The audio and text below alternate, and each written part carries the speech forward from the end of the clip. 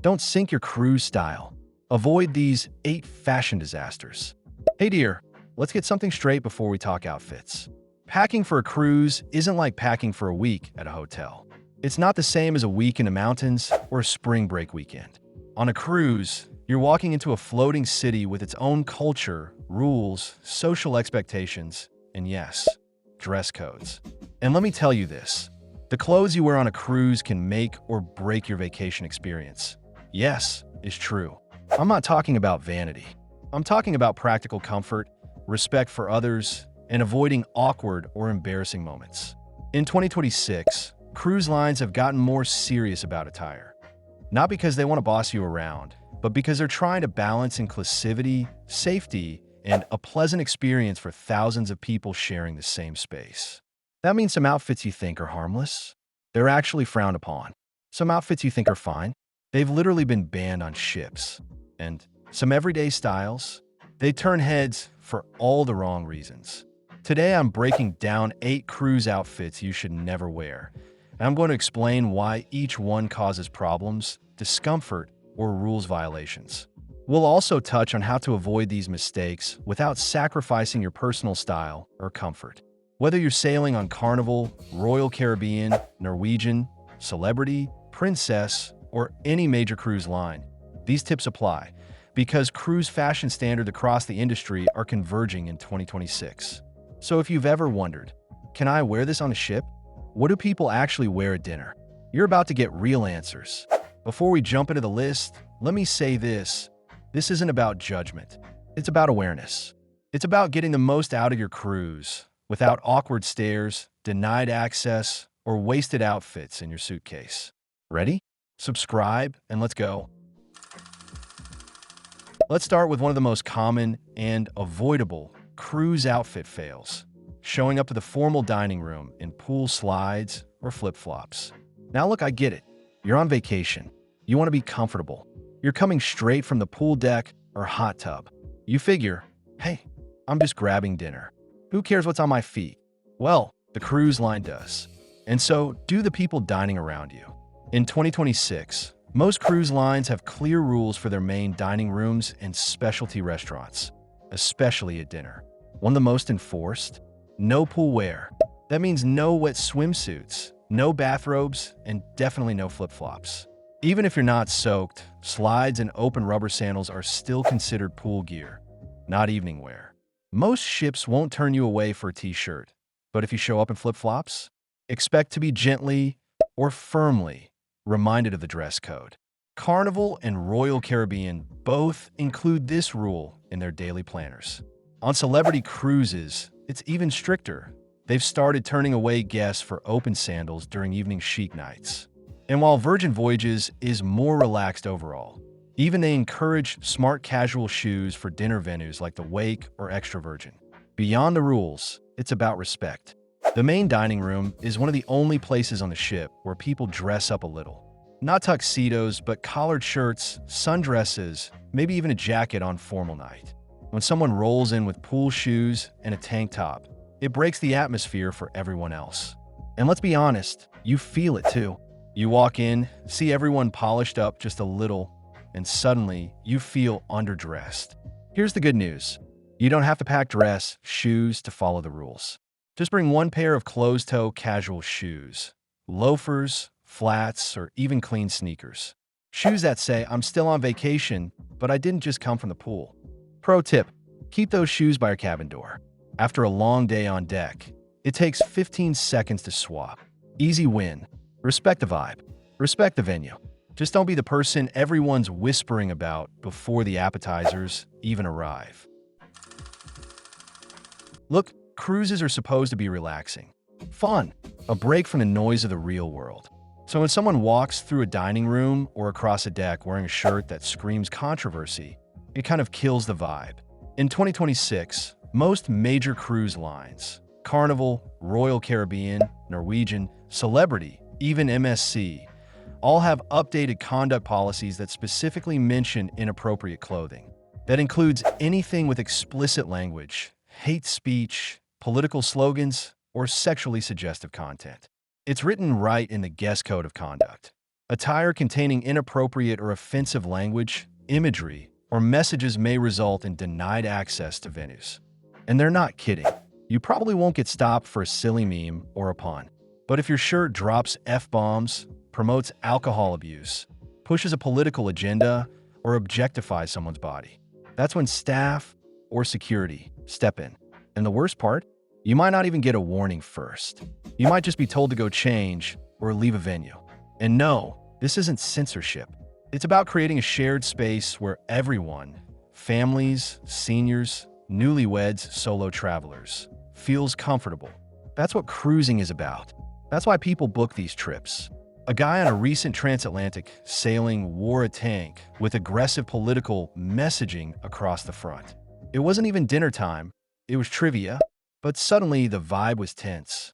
People looked annoyed, staff avoided interaction, and it turned a fun game into an awkward room. Another example? A passenger wore a shirt with humorous but vulgar language into a buffet line. A crew member politely asked them to change before returning. They were surprised, but that policy is in place on most ships. So here's the fix. If you want to wear something fun, go for it. Cruise puns, nautical jokes, even inside references to your favorite ship, that's all great. Wear your ship happens tee. Rock your I'm on island time hoodie. Just steer clear of anything that forces a reaction or divides the room.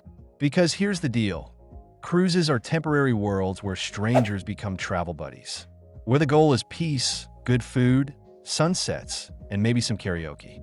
If your outfit breaks that harmony, even unintentionally, it's not worth it. Save the statements for land. At sea, let the good vibes speak for themselves. You'd be surprised how often this happens. You'll see someone walking the halls at 10 a.m. in flannel pants, fuzzy slippers, and a wrinkled, oversized tee. Maybe they're heading to breakfast, maybe just grabbing a coffee.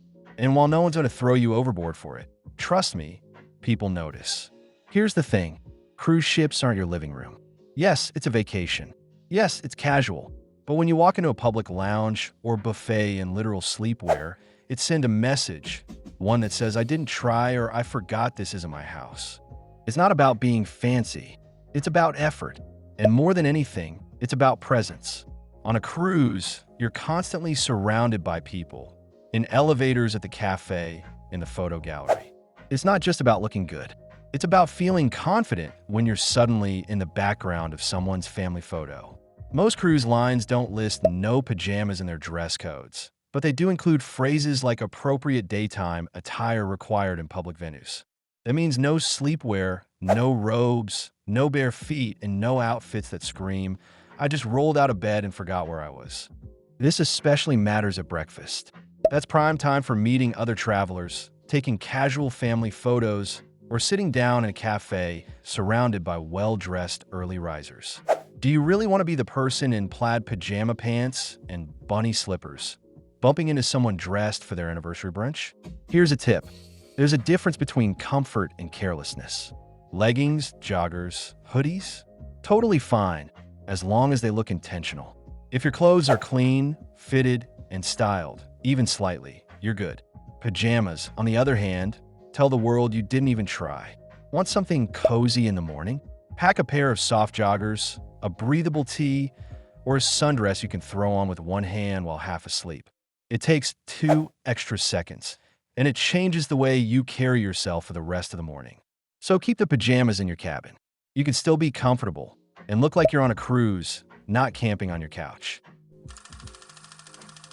Here's the scenario. The sun sets, the air cools down. People start heading to early dinner, evening shows, or just walking the promenade.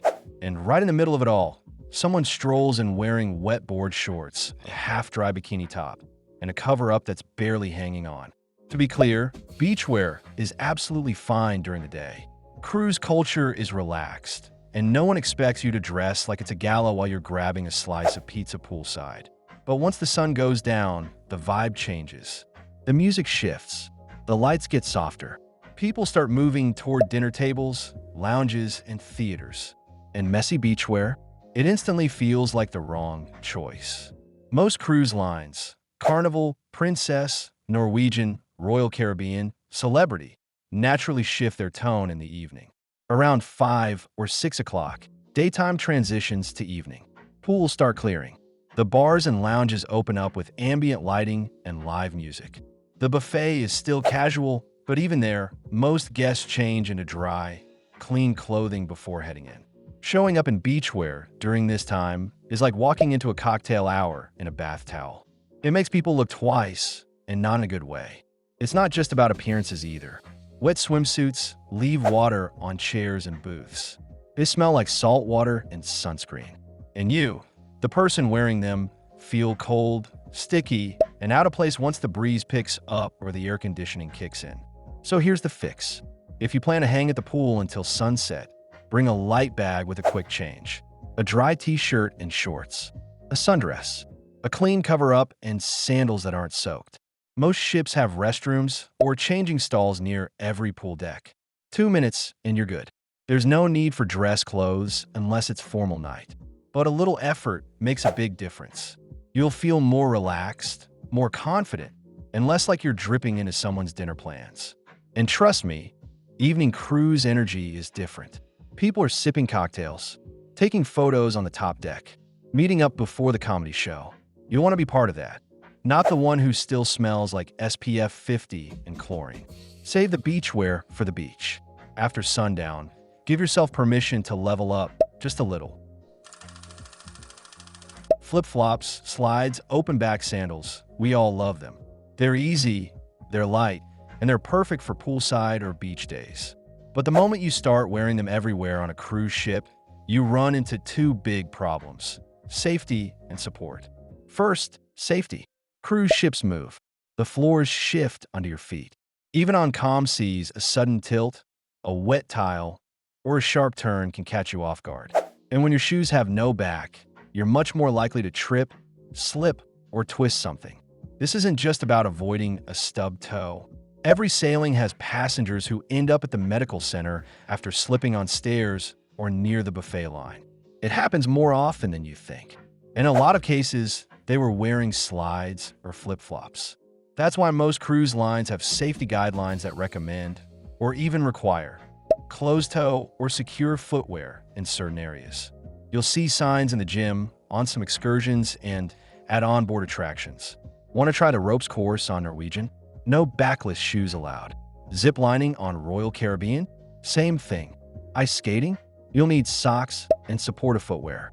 Even a galley tour might require sturdy shoes for safety. Now the second issue? Comfort. Cruise ships are bigger than they look.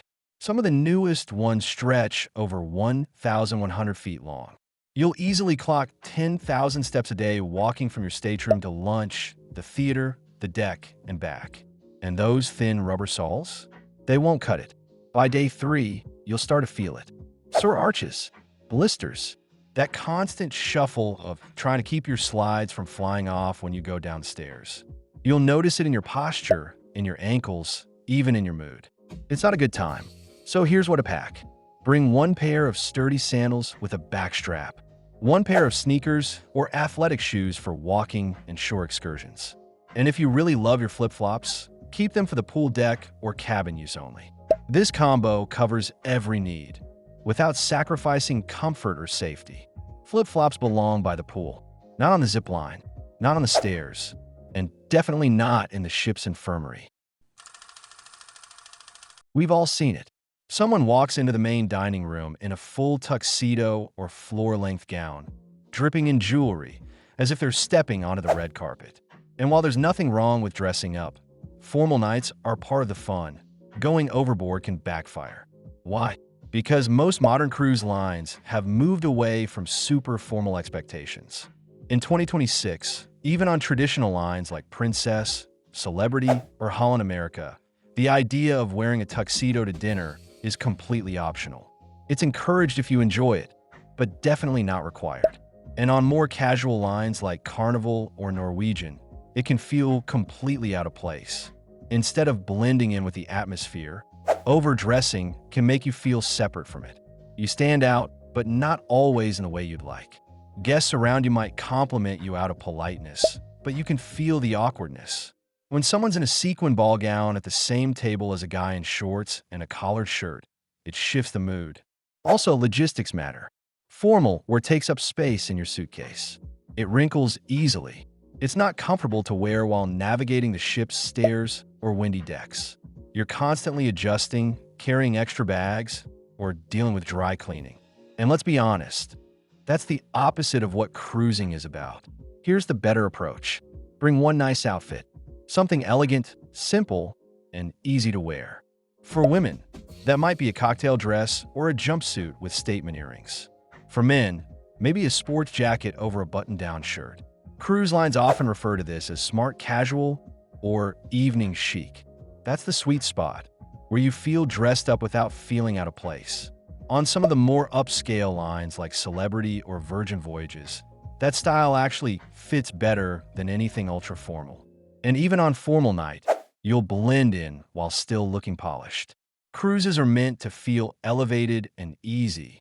If your outfit makes you stressed or stiff, it's probably too much. Dress to feel confident. Dress to enjoy the moment. You don't need a red carpet look to have a picture-perfect evening. Cruise fashion should feel fun, not forced. Cruises are laid back. Yes, but not everything goes.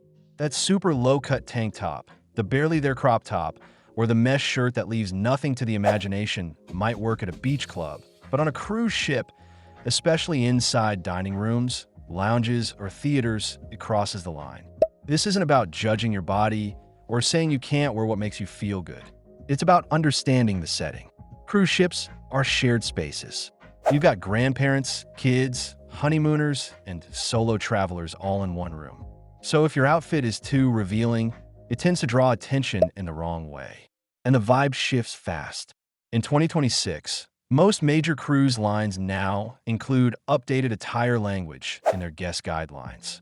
Norwegian, Royal Caribbean, and Celebrity, for example, have policies asking for appropriate attire in indoor public areas. That includes avoiding see-through tops, visible undergarments, and clothing that resembles lingerie. What happens if you wear one? Usually, nothing at first. But during dinner, a staff member might quietly ask you to change. It's uncomfortable, not because they're judging you, but because they're trying to maintain a space where everyone feels comfortable, especially kids and older guests. I've seen it firsthand. On a recent sailing, a guest showed up at a casual dinner venue wearing a completely sheer top with only a bralette underneath.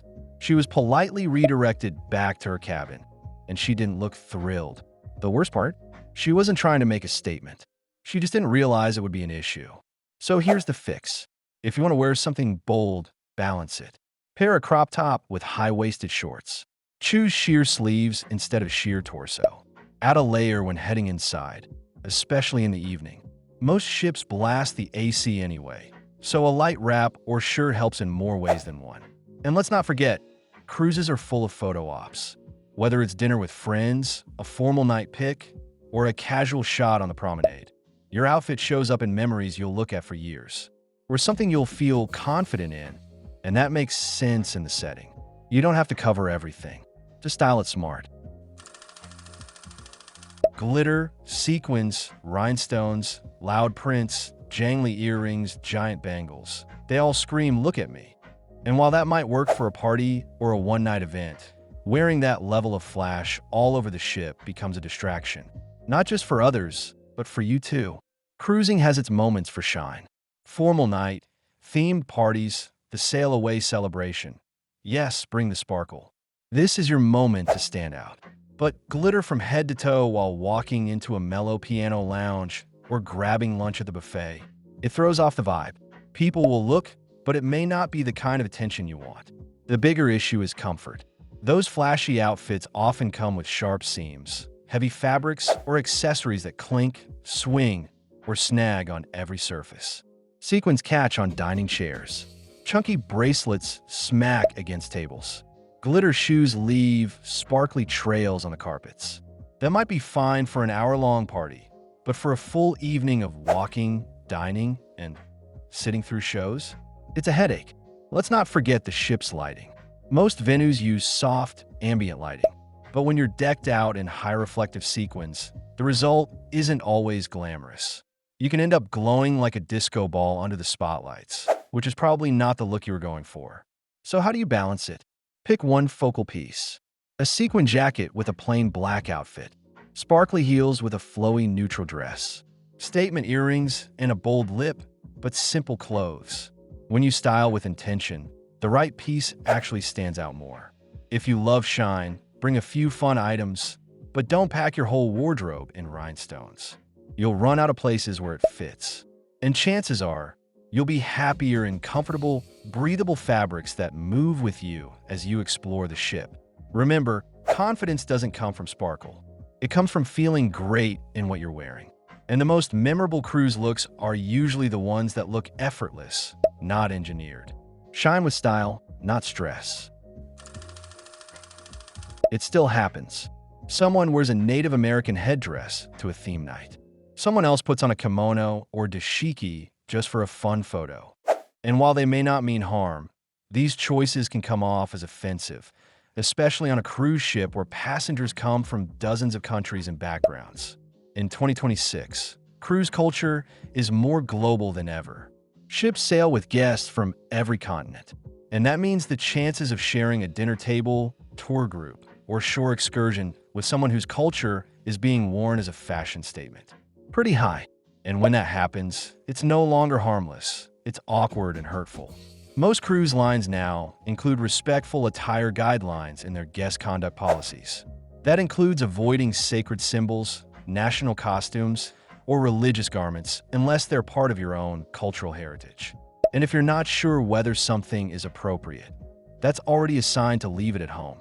Let's talk about theme nights. Some cruises still host international nights or cultural celebrations. That's great if it's handled with care. If you're invited to dress inspired by global style, it doesn't mean mimicking traditional dress.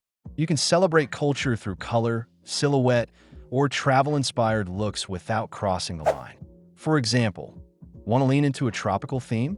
Go with bold florals or island colors, not cultural garments from places you've never lived. Heading to Asia on a cruise?